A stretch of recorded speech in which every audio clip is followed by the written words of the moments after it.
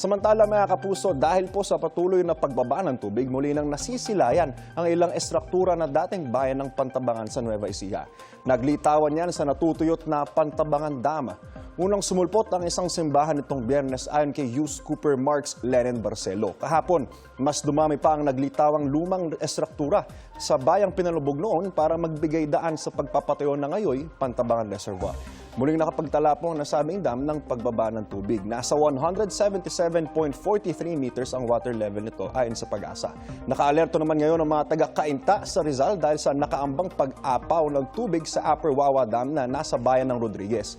Ayon sa Cainta LGU, ang spillover ng nasabing dam ay magdudulot ng pagtaas ng tubig sa mga ilog ng Marikina hanggang sa ilog ng Cainta. Nagre-resulta ito sa pagtaas ng tubig hanggang sa ilang kalsada at subdivision doon. Kaugnay niyan, suspendito po ngayong Lunes ang klase sa lahat ng pampubliko at pribadong eskwelahan sa Cainta. Ayon po ito sa Facebook post ni Cainta Mayor Kit Nieto. Dakong alas 8 kagabi, nasa 135.11 meters above sea level ang tubig sa Upper Wawa ayon sa Civil Defense Calabarzon. Kahapon, naitala naman sa Angat Dam ang pinakamababang water level nito sa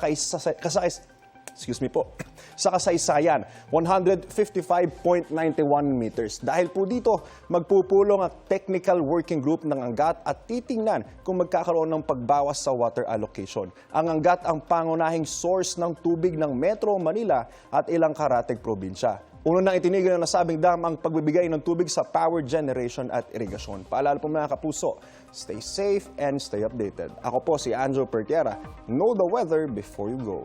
Porong Mark Siflage, mga kapuso.